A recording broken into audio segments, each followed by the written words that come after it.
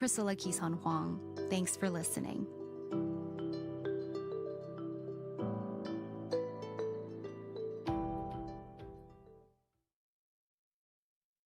This is CBC Radio 1, 990 AM, 89.3 FM in Winnipeg. Rubik's, Jigsaw, Wordle? Hardly. Get ready, Canada. It's time for another edition of That's Puzzling. Host Pia Chattopadhyay competes against one familiar voice and one clever listener in a battle of brain games devised by puzzle master Peter Brown. That's Puzzling all summer long. Friday afternoon at 1:30 in Newfoundland. And on the CBC Listen app. You know the feeling of finding a really good podcast? Or the feeling of someone always being there, like your favorite radio show. Stream CBC Podcasts, CBC Music, and CBC Radio anytime, anywhere. Download the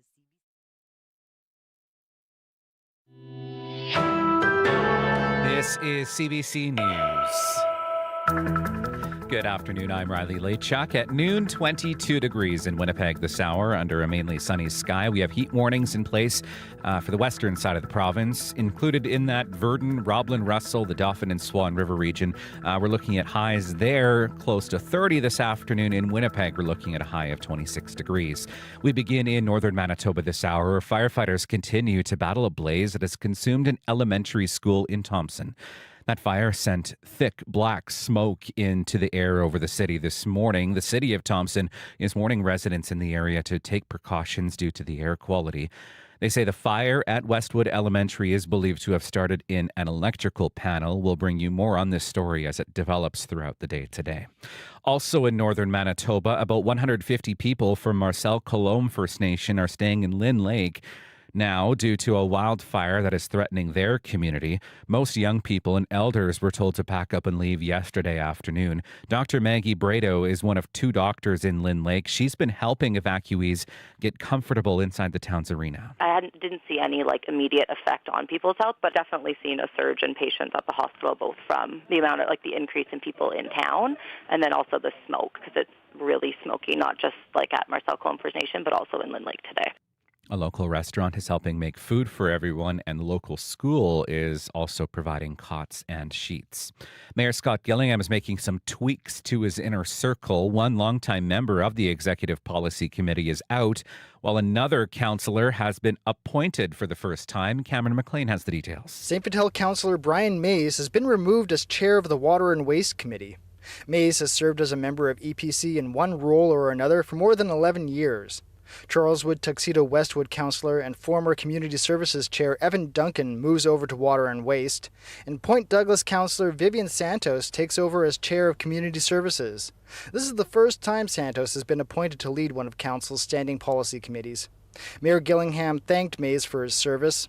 Mays is one of the longest-serving EPC members in Winnipeg City Council history.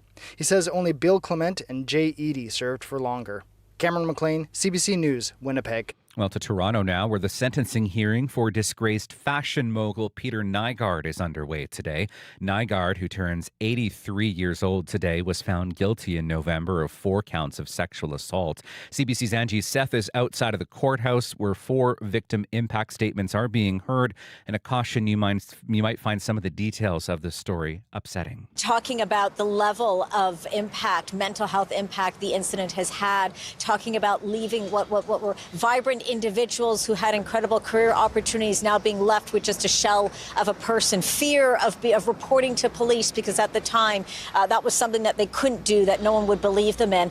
Referring to the amount of therapy that they've required, having to give up job opportunities, and the triggers. Some of this information can be difficult and triggering to some, but they talked about triggers from clothing labels, from billboards, even triggers from talking about the use of oysters, which is something that Nygard referred to with one one of the victims, describing, as I mentioned, passing on big career opportunities, needing therapy, and then being diagnosed with PTSD that they say has lasted throughout their life. Many of them also talking about a great deal of depression. The Crown is looking at asking about 19 years for Nidgar, saying some of those assaults, as he described, 4 of which were just classified as penetrative sexual assaults, asking for 5 years on each of those offenses, another 4 years on an attempted rape on one of the other victims, asking as well for Nidgar to be put on the sexual offender registry for life.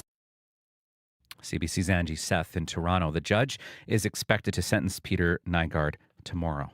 2 members of Canada's women's soccer team are being sent home from the Paris Olympics. The assistant coach and an analyst are accused of using a drone to film a New Zealand training session. Salima Shivchi has more. I would just like to apologise to our country, but also to New Zealand. The first words the Canadian women's soccer coach Bev Priestman wanted to say after it came out that 2 members of the team were heading home, accused of spying on the New Zealand team's practice with a drone. Twice. There's, been poor judgment within an environment, but... The person operating the drone, Joseph Lombardi, was an unaccredited member of the team. He was detained by police after some New Zealand team members saw a drone flying over their practice on Monday. He's now on his way home, as is an assistant coach with the team, Jasmine Mander. Priestman says she's decided not to coach tomorrow's game to show leadership and accept responsibility for the spying. But it's not a great look for Canada soccer on the eve of the competition starting. A stain on the image of a team that's looking to defend the gold medal it won in the last games in Tokyo. Salima Shivji, CBC News, Paris. And also to some breaking news out of Paris and the Olympics this hour. Canada will showcase speed and strength in the opening ceremony. We now know who will be the flag bearers for that ceremony down the Seine River. 6-time medalist sprinter Andre de Grasse and champion weightlifter Maud Charron will carry the Canadian flag. That, according to the Canadian Olympic Committee, just announcing that in the last few minutes. And of course, the opening ceremonies happening on Friday in Paris. Coverage on CBC begins at noon on CBC television. And that is your CBC News from Winnipeg. High of 26 today in the city, 30 degrees in Brandon, 29 in Dauphin. Heat warnings in place for the west. And Thompson today, 27 degrees.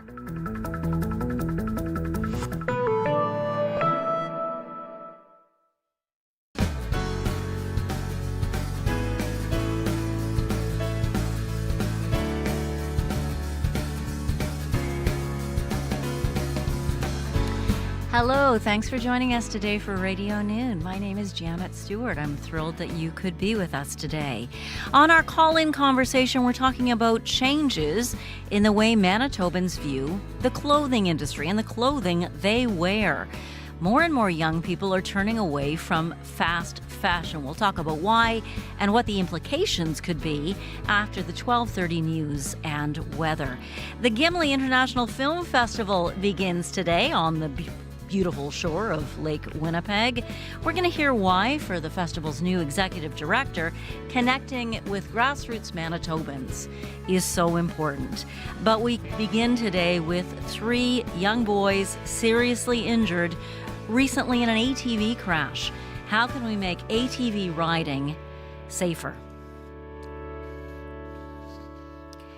Those 3 boys were badly injured recently when the all-terrain vehicle they were riding on in Shamattawa First Nation collided with another vehicle. RCMP tell us the crash happened on last Friday. Police tell us when officers responded, they gave the boys life-saving medical attention. Community members also jumped in to help. The boys were treated at the nursing station and then flown to Winnipeg. This morning, I spoke with Sergeant Mark Hume. He's with the RCMP D Division Traffic Services. He also leads the team that is consulted after serious collisions. Thanks for being with us. Thank you. First of all, any update on how the boys are doing? Yes, there is. 2 out of the 3 are still in the Health Science Center Children's Hospital. 1 has been released. Well, it's good news that 1 has been released. I think that likely speaks to the severity of the injuries of the other 2. Mm-hmm. As an experienced officer who's no doubt responded to lots of awful collisions, what thoughts raced through your mind when you first heard of this crash? Well, anytime there's a ATV collision with a full-size motor vehicle, you kind of assume the worst. The size difference between the two vehicles means that the ATV doesn't usually come out on top, unfortunately. So, that's troubling to begin with, never mind the fact that it was several children involved. I think that's probably the most horrifying part. In the news release the RCMP sent out about the crash, the officer in charge of Manitoba North District, Superintendent Paul Peddle, acknowledged how difficult it was to respond to this scene in Shamattawa, to see children so badly hurt. He said his heart goes out to the families and community members affected by this terrible collision. It really does take a toll on first responders to see this stuff. For sure. And in those isolated communities, our police officers are the first line of medical assistance as well. So, not only are they responding as police officers, but they're there to provide the life-saving medical treatment at the scene, as did, to my understanding, several community members. I'm told it was quite the team effort to get life-saving measures for the children and get them to the nursing station. From what I've heard, the community kind of pulled together and did all that together. Now, I don't know what caused this terrible collision. The boy driving the ATV may not be the one technically at fault, but he is only 13. In your experience, how common is it for someone that age to operate an ATV? Unfortunately, it's somewhat common. It doesn't mean it's safe or okay, but it is somewhat common. There are some legal exemptions in isolated communities that allow for this, so it's not technically illegal. In other communities, though, the Off-Road Vehicle Act does say you have to be at least 14, correct? Right. So you need to be at least 14 if you're operating off-road. If you're going to be crossing a highway or crossing a shoulder or a road of any sort, you actually have to have a driver's license and be 16. Children can drive under 14 if they're within direct supervision and sight line of an adult. So even in non-isolated communities, the kids can drive under 14 if they're directly supervised. What about helmet use? Is that mandated? Again, it is. There is some exemptions for the isolated communities, but in general, the rule of thumb is helmets have to be worn by everybody unless it's the kind of off-road vehicle that has roll bars and seat belts, such as side-by-sides.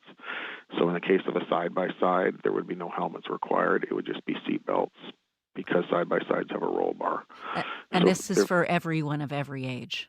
That's right. Do you know if these boys were wearing helmets? I don't know that. Again, currently in the legislation, there's exemptions for that in isolated communities. So even if they weren't, it wouldn't be against the law. Do you think it should be?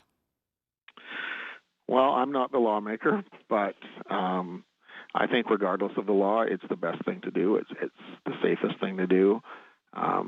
From my experience, the vast majority of serious injuries in off-road vehicle collisions, whether it be ATVs or snowmobiles or whatever, is from not wearing a helmet.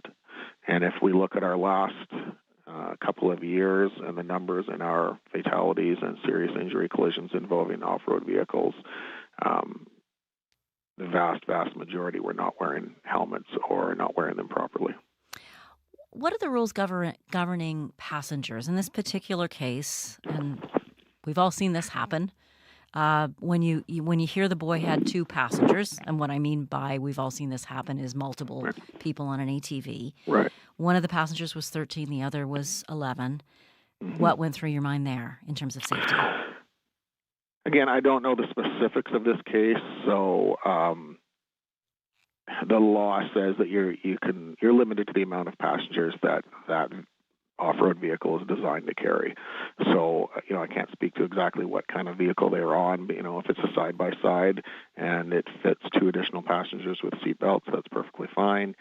If it's an ATV that fits one or more passengers, it's whatever it's designed for is what you're allowed to carry. Now, in reality, we all see people riding with more passengers, especially with their children.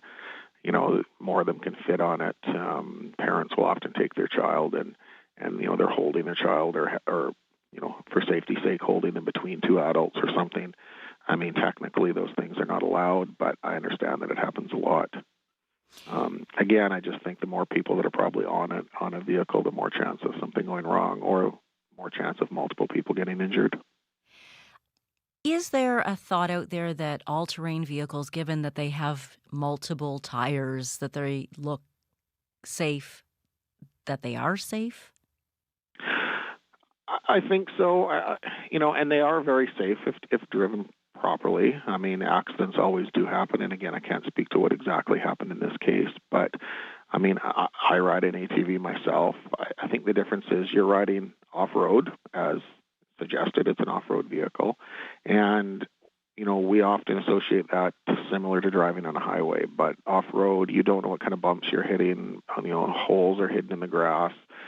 I think a lot of off-road vehicle collisions happen with tipping of the vehicle or of the off-road vehicle, you're driving on the side of an incline or hitting a hole or something like that, whereas people think, well, it's no different than a motorcycle or a vehicle, but you're not driving on a paved highway.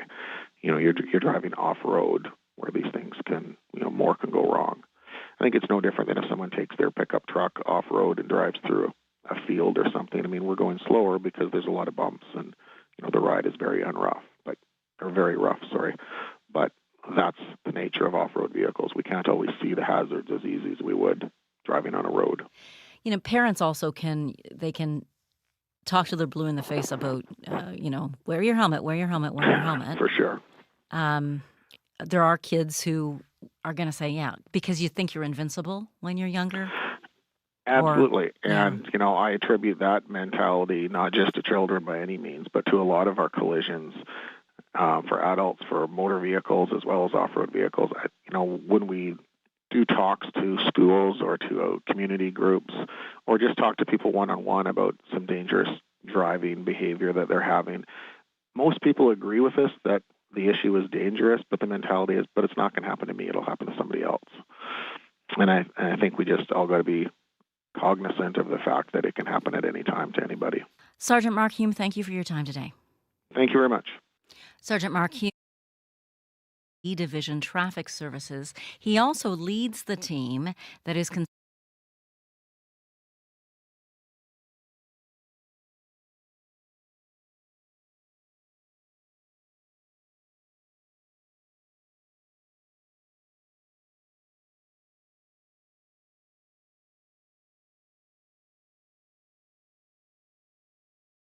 Manitoba is where you'll hear their stories. CBC Winnipeg News. Information radio. Up to speed. Radio News. CBC.ca/Manitoba. Watch, listen, experience Manitoba. It is 12:16, almost 12:17. You're listening to Radio Noon here on CBC Radio 1. My name is Janet Stewart. The way clothing is made and the way it's purchased has changed dramatically over the past decades. A new Canadian study shows young people are swapping clothes for a variety of reasons. We're going to dig into those reasons with an economist in our 12:30 call-in conversation. We'd love you to join us, just wanting to know what are the things you think about when it comes to shopping. Are you somebody who thinks clothes swapping, is a good idea? Join us live with a call or a text after the 12:30 news and weather. We're also going to speak to the new executive director of the Gimli International Film Festival. It kicks off today, and we're going to talk about why it's so important that this is a grassroots festival and it embraces all Manitobans. Taking a quick look at your weather, it's going to be a hot one. We have heat warnings in effect for southwestern Manitoba.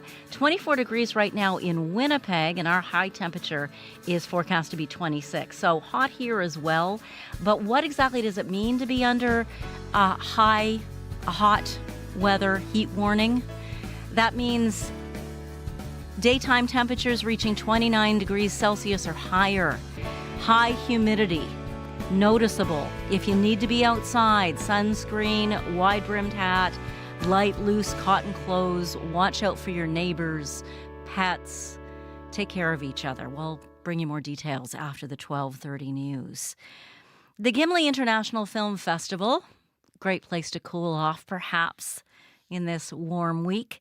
It begins today on the shores of Lake Winnipeg. The annual festival provides a wonderful opportunity for emerging and established film professionals to meet, network, and talk about their craft, to learn things.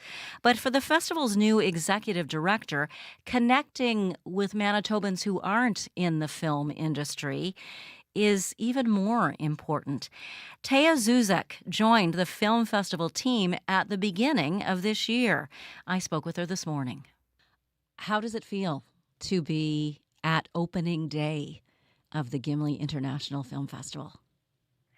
It actually feels really good. I'm sort of feeling not nervous, which makes me feel nervous in a way. But it's really exciting, and it's really nice to see everything come to life and doing it with such an amazing team. So why does not being nervous make you nervous? I think it's because this is such a monumental day for me. I feel like I've been, dreaming of being an executive director for a film festival for so long that it's finally here. And I feel like there's so much support through the community that it just feels good. Like it feels comfortable, and it feels like it's going to be executed to the best of its ability. Tell us a little bit about your story. You've moved halfway across the country for this gig. Yeah, so I'm originally from Toronto. I've been in the arts and culture sector for over a decade, so working with, federally funded projects as well as local grassroots initiatives. Kind of fell in love with the festival, and here I am, and here it's happening. A DIY style outdoor festival is sort of what I'm known to do back home, so it was really an easy transition.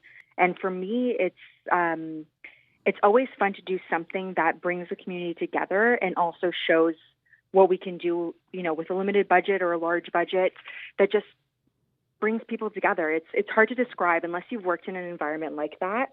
We have a really great team of supports out here in Gimli, and we work with what we have, and we create something really special that is world-renowned, right, and can get to that next level where people will fly in eventually from around the world that aren't doing it already to come and experience that here. Tell me about your team. Tell me about the programmers that you work with. Yes, so we work with programmers all around Canada, and they look after different aspects of the program. So we have a head of programming, Michael Barry, who's able to help with the administration and the feature films. We also have Kevin Nickel and Shira Newman from Winnipeg that help with our documentary program.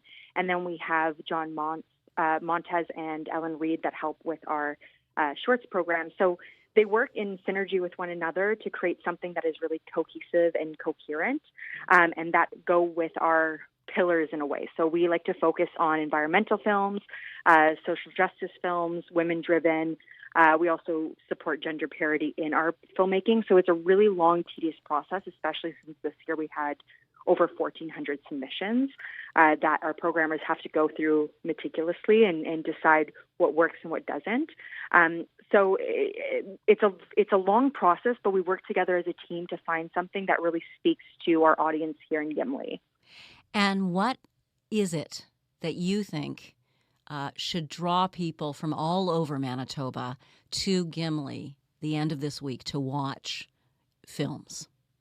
I've traveled many places, and I have experienced many events, and there's nothing else in Canada like the Gimli International Film Festival. We are located in such a beloved, charming town in Manitoba where people can come and go to the beach, see a movie, stay in the evening for our various events or our RBC sunset screenings. It's just an opportunity to connect and really celebrate film. It's not pretentious. It's not exclusive. It's a very inclusive, accessible event that really celebrates everything that Manitoba filmmakers, Canadian filmmakers, and international filmmakers have to offer. As someone who clearly loves film, why do you think it's important that film be inclusive and not just something for, highbrow artistic types? Well, it's pretty simple, at least for me. I think that film just gives us a window into other possibilities of what life can be like. So it's really important to keep film festivals and film screenings accessible so people can come and see and get that cultural literacy that they might not get from other mediums. Tell us about those beach screenings, because there's something that have been a highlight of the festival for a number of years now. What films can people see this weekend and the end of this week on the beach? Yeah, so we're really lucky to have RBC sponsor our Sunset Beach screenings every year. This year we're going with the theme of great adventure. So we're starting off strong with Barbie, then we're showing Summer Rental on Thursday, which is a homage to John Candy, who passed away 30 years ago this year. Then on Friday, we're showing Thelma and Louise. Saturday, we're showing Theater Camp, which is a great coming-of-age story. And then on Sunday, we are showing Paddington 2, which you don't need to see Paddington 1 for. It's one of the highest-rated films of all time. So it's a good mismatch of everything that that people can enjoy. What are you looking forward to in terms of, when the festival is over, having a moment to breathe and plan for future years? What would you like to see for this festival? It's really special to see it come together. I mean, I've been just so proud of being part of this community and learning so much about what's happening here with film in Manitoba in general. And I'm just so proud to see it come together. And I think after the festival is done, I'm going to kind of sit in the sunshine about it for a few days. But I think it just shows the endless possibilities of what can happen in a small place that rallies together to support the cultural arts. Thank you so much for taking the time today to talk with me. Thank you for having me. What a joy. Taya Zuzek is the executive director of the Gimli International Film Festival. It begins today and runs through Sunday night. I will be in Gimli to MC the awards ceremony on Saturday evening to learn more about the festival, including its shuttle that happens daily between Winnipeg and Gimli, which I didn't know about until today. Check out gimlifilm.com. And now, check out Lady Boots, or rather, Summertime from the album Lady Boots. Here's Mitchell McCoons. Holding on to something, always something better behind me in the rearview mirror, in just the spot that I can't see. Guess I gotta let it go. Waking up to ashes, maybe a bit of dirt.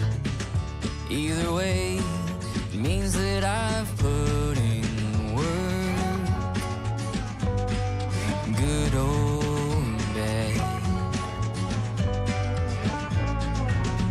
I'm not trying to be nobody's best friend. I'd write my statement, but I just don't got a pen. I'm not trying to look for greener grass. Spring rains are coming my way and the winter kill has passed. Oh, summertime couldn't get here too fast.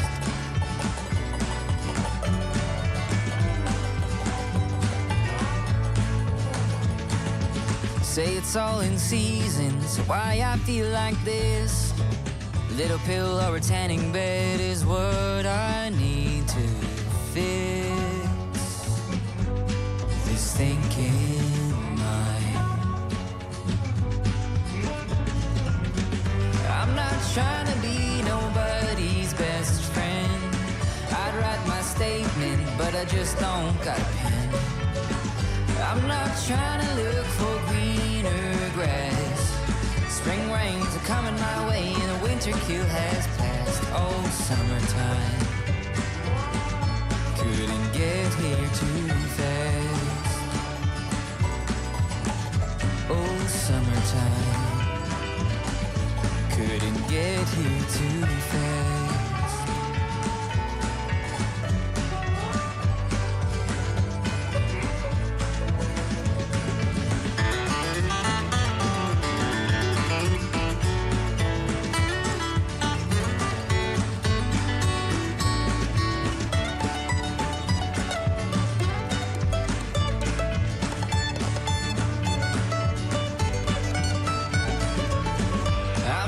Trying to be nobody's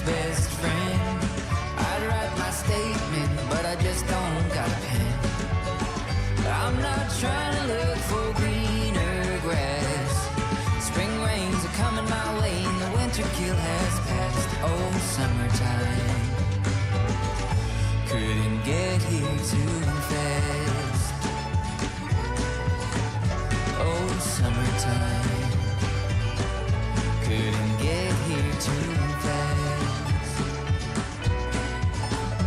Oh, summertime couldn't get here too fast.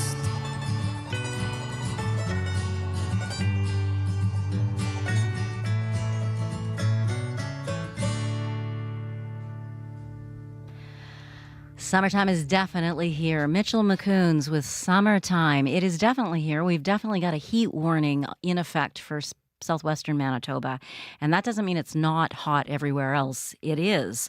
In fact, Winnipeg's one of the cooler places today, sitting at 24 degrees right now, our high of 26 in the city today. Thursday, tomorrow, 30 degrees is our forecast high. Same for Friday.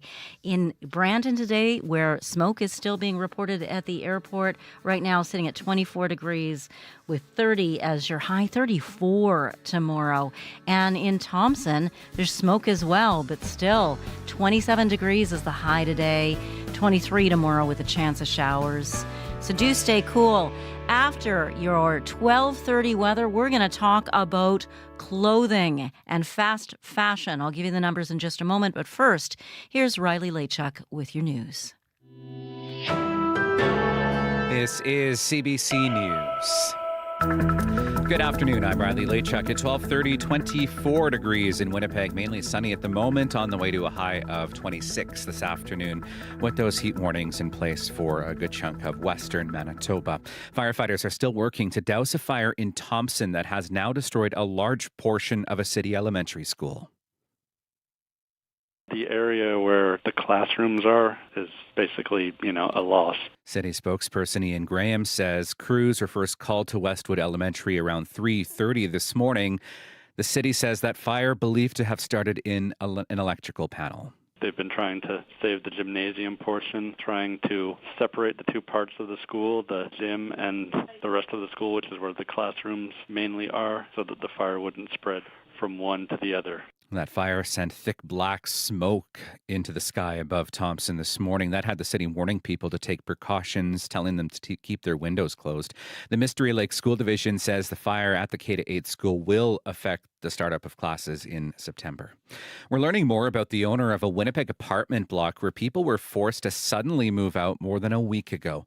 Documents obtained by CBC show Kelly Vassis is linked to at least 4 other apartment buildings in the city. Those documents show Vassis as the sole director and a shareholder of different numbered companies that own the complexes. 2 of them are near 285 College Avenue, where tenants were evicted.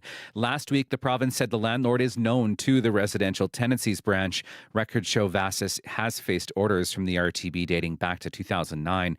In one case, he was ordered to pay a woman back about $2,700. CBC reached Vassis's lawyer, Gary Sinek, by phone yesterday. Sinek says he could not provide a comment, but adds that his client will make a statement in the near future. The Bank of Canada continues to move on interest rates. In its July setting today, the central bank cut its influential rate by 25 basis points, now at 4.5%. This is the bank's second rate cut in 2 months, and Governor Tiff Macklem says there will be more cuts to come, but only when the economic factors are right. If inflation continues to ease broadly in line with our forecast, it is reasonable to expect further cuts in our policy rate. The central bank's next interest rate setting is coming up on September the 4th. And finally, the French government says Celine Dion's presence in Paris ahead of the Olympics is not a coincidence.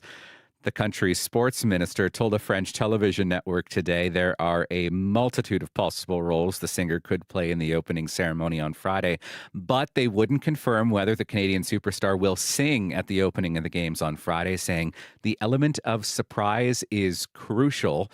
Images circulated on social media Tuesday showed Dion greeting fans in the French capital. We brought some of that to you on our news on Up to Speed yesterday afternoon. So more speculation, Janet. Well, I wonder, Riley, I mean, anyone who's watched, I've only watched a little bit of the documentary that's been out about her, but she made it very, very clear that she wants to sing again. Of course, she has stiff person's syndrome, which makes it extremely difficult for her to be the fabulous singer she is. Yes. Whether or not you're a fan of Celine Dion, the woman has talent, and is a huge star around the world. So Parisians would love to hear her sing, as would others. Fueling all the speculation as well, there have been sightings of Lady Gaga.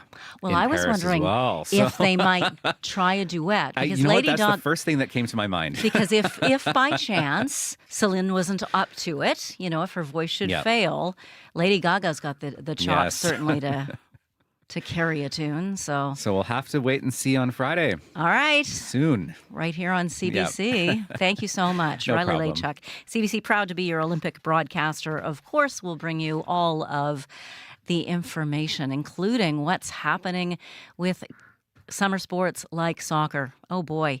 Soccer is getting a lot of attention today. Football, baseball. They can be a lot of fun to play, but they do come with the risk of a concussion. There's been a lot of attention paid to concussions in young athletes and making sure that they understand the signs and the symptoms after they take a hit to the head.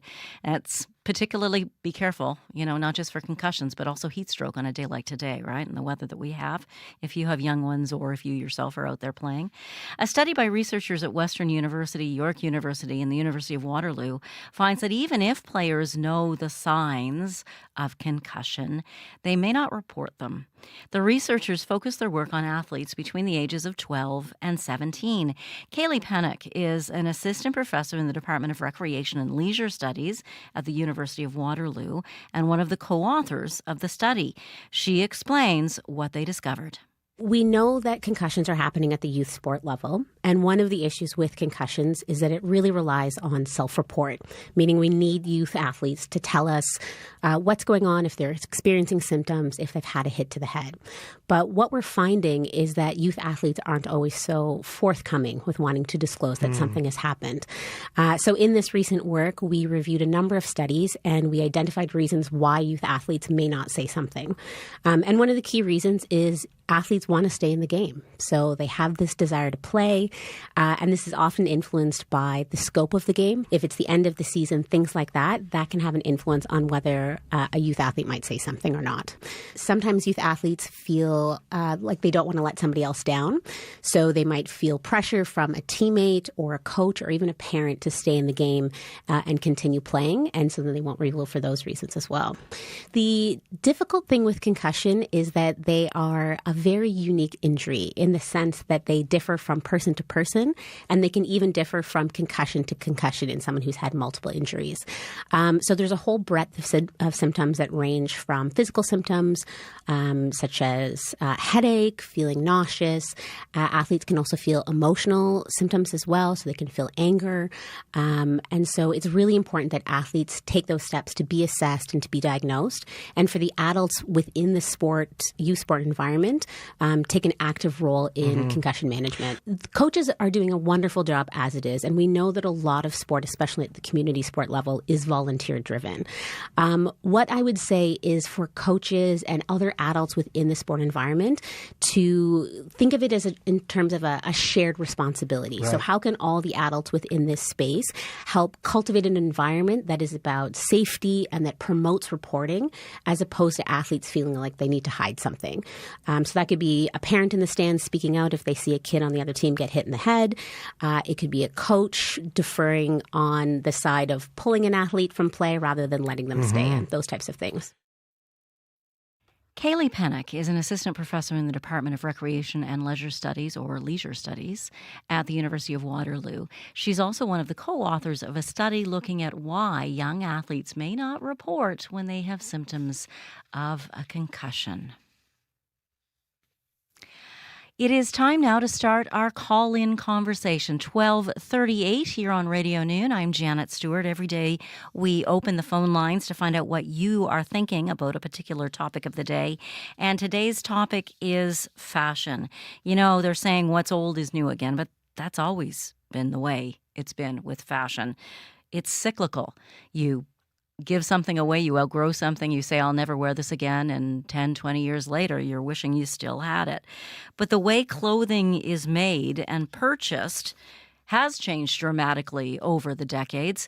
What about for you? What things do you think about when it comes to clothes shopping? There's a movement to get away from fast fashion that we're going to talk about today. How do you feel about this, and what do you do?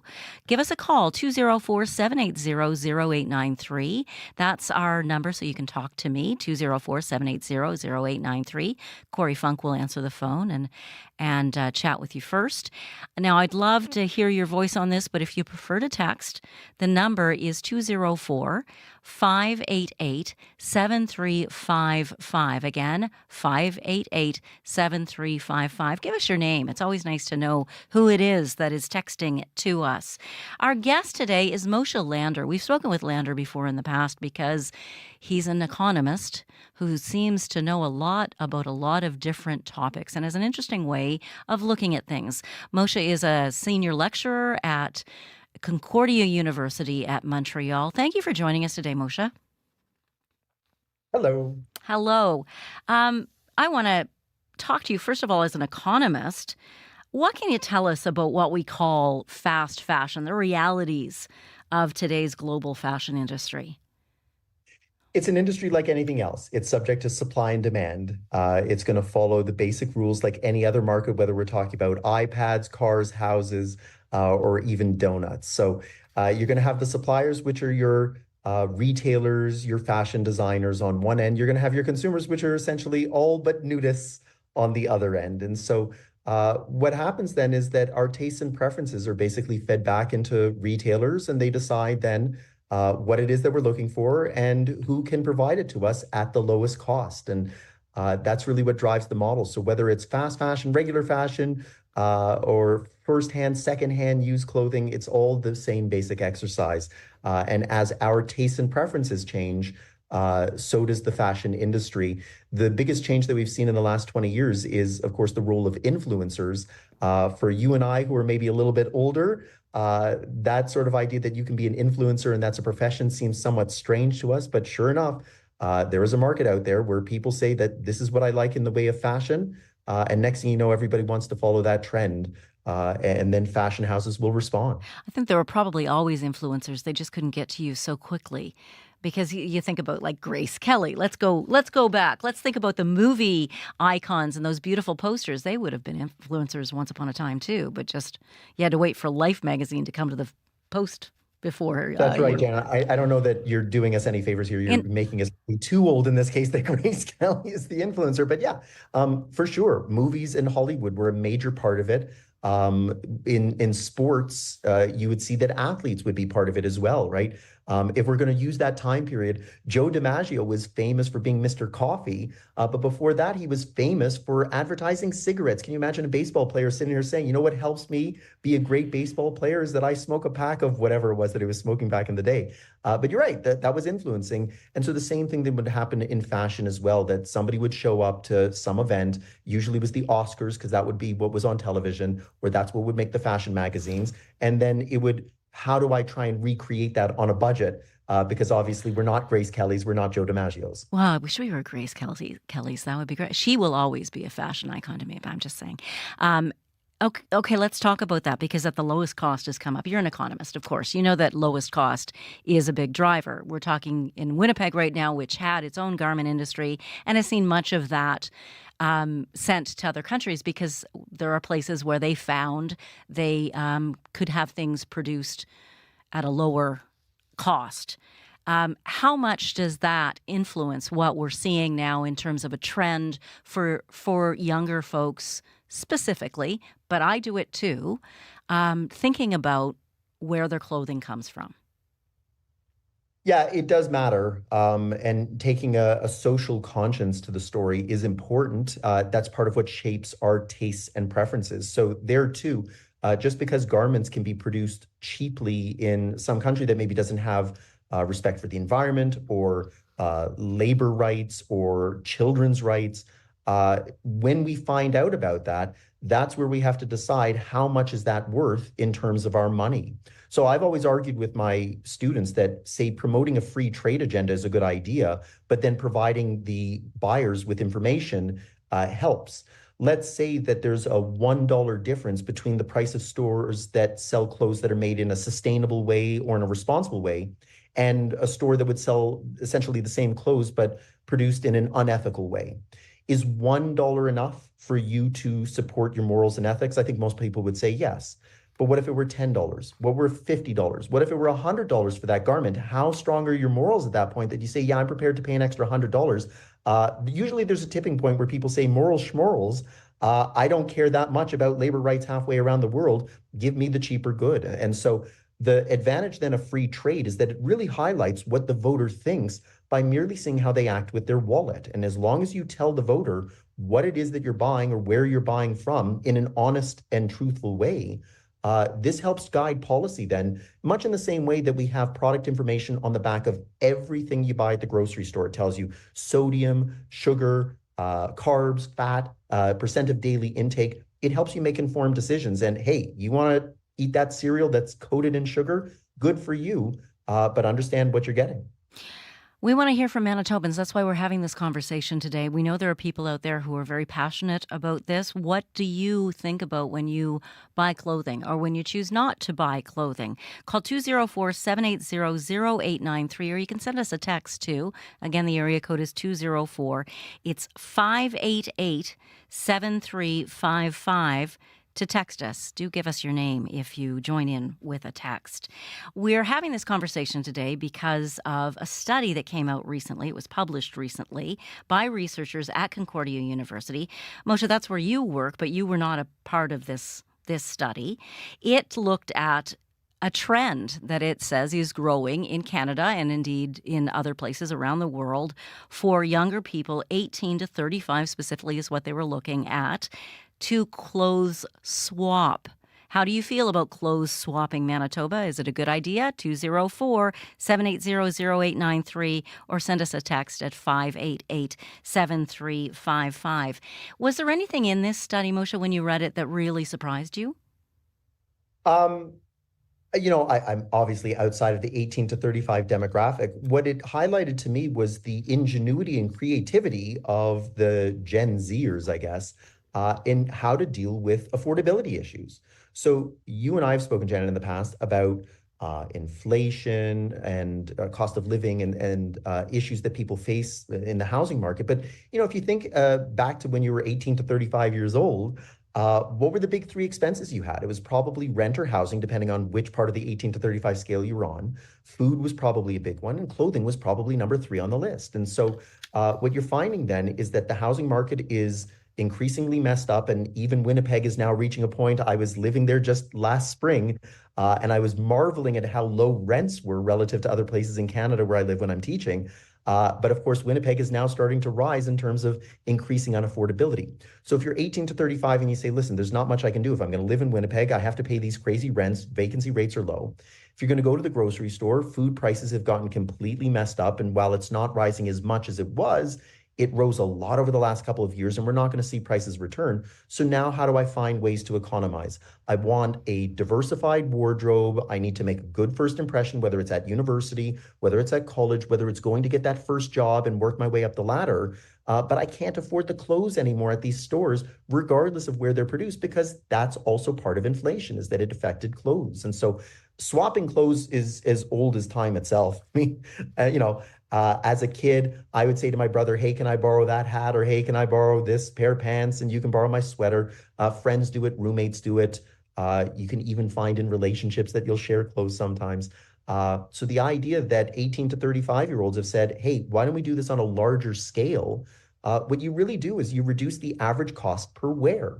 So if you're going to pay $100 for a pair of pants and you're only going to be able to wear it 4 or 5 times, that's $20 to $25 per wear. But if you can then share it out with a friend who has a similar size to you and they can get another 4 or 5 wears, that lowers the average cost for them. And if they give you something back in return, it lowers the average cost for you too.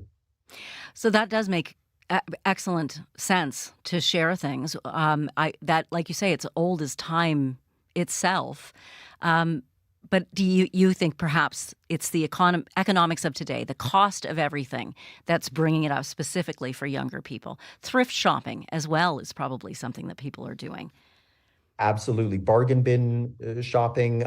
You've in fact seen apps that have started to develop where you can find deals, not just where it's pointing you to where you can get a deal on clothes, but hey, I'm selling off my wardrobe, right? So this goes back even to things like Craigslist, eBay, and those different types of things that were used to find a place to stay or to find ride sharing in the earlier days. Hey, I'm hitchhiking.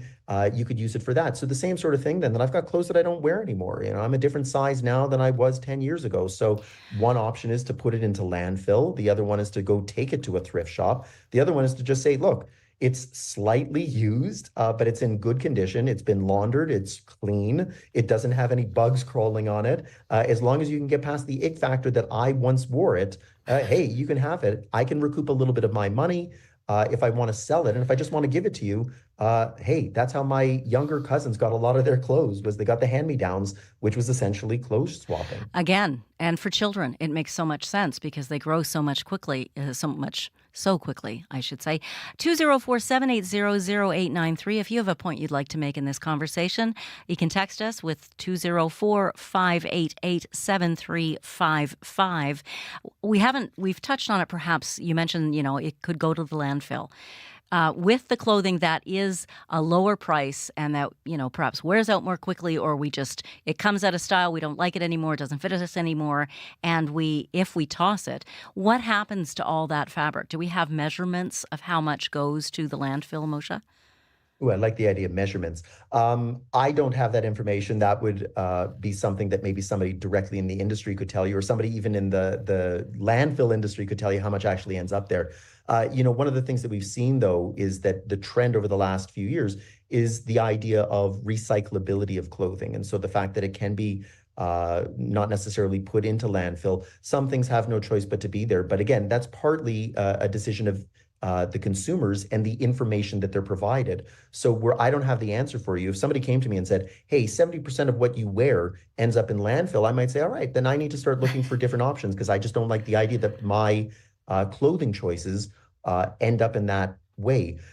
There are all kinds of interesting anecdotes too, though, where we see that clothing will end up in the craziest parts of the world. I'm a big Buffalo Bills football fan. They lost famously 4 Super Bowls in a row 25 years ago. A lot of the merchandise that was created on the assumption that they were going to win one of those ended up in a lot of very poor countries in sub-Saharan Africa. And so it's funny when you think that there's somebody walking around with clothing that says that, hey, here's a team that won 4 Super Bowls in a row. It doesn't necessarily have to go to landfill first. And so there was an example that's 30 years old now of clothes swapping in a way, but it was being done under the guise of foreign aid. So even if we had detailed information on what ends up in landfill, doesn't necessarily mean it ends up in our landfill. It could end up somewhere totally around the world that would be really difficult to measure. And I feel bad that I don't have the actual numbers in front of me because they're easily accessible. There have been studies after studies on this, and the folks in developing countries, the majority world, don't want it either. They've got enough leftover clothing. What does all this mean, Moshe, especially if we're moving away from faster fashion, if we're swapping? What could this mean for the future of retail? Well, I have a really radical view as to what's going to happen to retail. And to me, the days of the mall are numbered, or at least the days of the mall as a shopping center are numbered. If you want to use it for something else, say for entertainment, say like West Edmonton Mall is increasingly moving towards more entertainment than actual area handed over towards retail, then fine, you can save the mall that way. And that's very forward thinking. But in a lot of cases, why do I need a mall? I can upload a 3D avatar of myself. I can take my phone here. I can do a scan of my face for photo recognition. So if I could do a full body scan, why can't I upload that to, say, Banana Republic's website? Banana Republic then could show me exactly what their clothes would look like on exactly my body. If I put on a few pounds, I lose a few pounds, then I can just update the avatar and say, now show me what that t-shirt would look like, or now show me what that pair of pants would look like. And then they can accessorize as well. I don't have to go into the store anymore. I don't have to try on clothes in the dressing room. I don't need a salesperson. I'm going to have my own personal sales assistant. The same way Netflix says, if you like this, you would like that. Then great, somebody is actually helping me out. Now that I don't need to go to the mall, I don't need my car. I can have it delivered by Amazon. If I want the shopping experience because I like going out with my friends on a Sunday afternoon, then I can go to Starbucks with them and we can pass around the iPad and take a look at, hey, how does this look on me? Now, what do you think it looks like on you? Put your avatar in here. Let's see. What if we wore the same outfits but with different colors? There's all kinds of ways you can do it. And now that mall isn't needed. If not for entertainment, then you can use it for social housing. You can use it for medical facilities. Think about how that would transform the area around Portage in Maine, right? Where you have a mall that's basically disrupting the flow from north to south. You could knock a hole right through that and reimagine how downtown Winnipeg would look. There's all kinds of things you can do then. And that technology is here. So to try and even continue on then in the current way where you mass produce something and send it to thousands of stores, you can now almost Amazon the process where you don't need that amount of inventory anymore. That really cuts down on waste. Wow. Moshe Lander, you always give us something to think about. Thank you so much for joining us today. Anytime. Moshe Lander is a senior economist and game to talk about just about everything. And we're grateful for that because he is a bit of a visionary in how you could rethink things. He is a senior lecturer in economics at Concordia University in Montreal.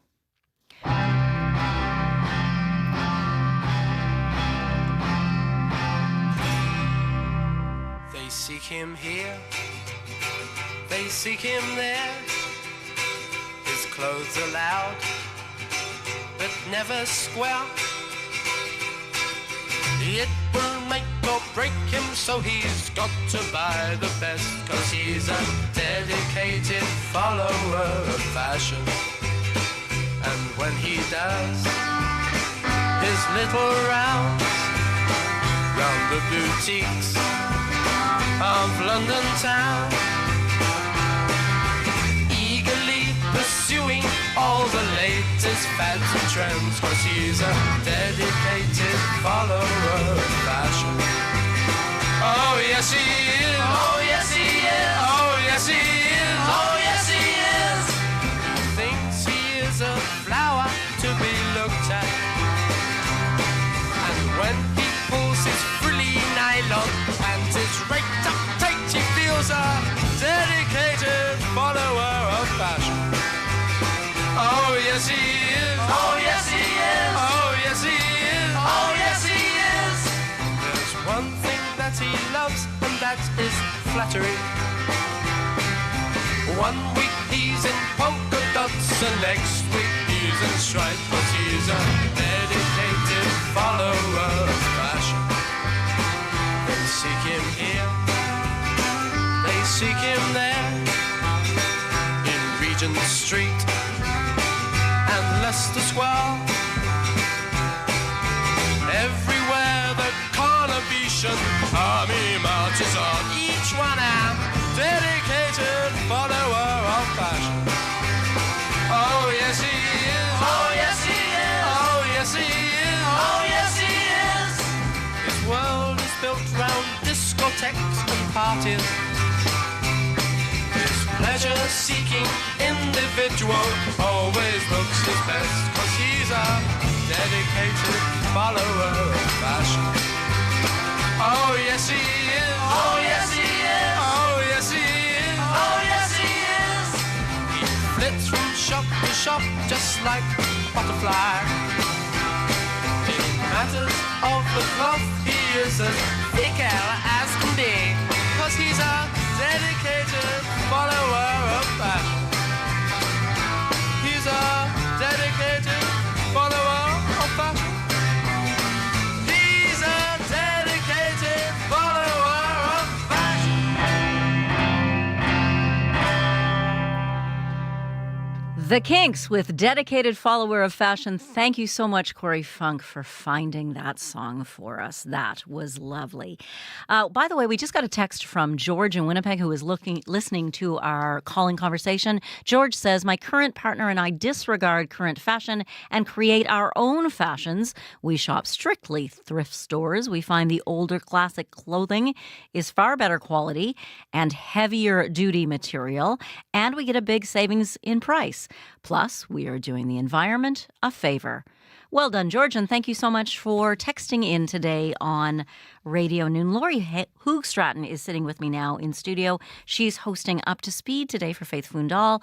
Hi, Lori. Hi, Janet. How are you doing? I'm doing great, thank you. What's coming up today on the program? Well, you were on the fashion beat there. I am, very much, always. Always. Me too. See at the thrift store, Kimberly, right? Yeah. But on the show this afternoon, sort of along those lines, a local makeup artist, she woke up this week to an unfortunate surprise. Her face was being used to advertise a makeup product in the fashion website Shein. And this is what she does. She's a makeup artist, but this was entirely without her permission. Oh, no, that's so scary how that can happen. Yeah, so she says that this type of theft is becoming really common, and she's trying to fight it. So we'll hear from her in studio. That's a very interesting story, Lori. Thank you so much for bringing that to us. You're welcome. Lori Hoogstraten will be hosting Up to Speed today, which airs here on CBC Radio 1 between 3 and 6 p.m. Thank you so much for being with us on Radio Noon today. Thank you, Marshall Hodgins. I always have such a trick with Marshall's name. And Dylan Longhurst, thank you for putting us up on YouTube. Of course, Corey Funk, our studio director today. I'm Janet Stewart. I hope you can join us tomorrow for Radio Noon. Stay cool out there and wear your sunscreen. Bye.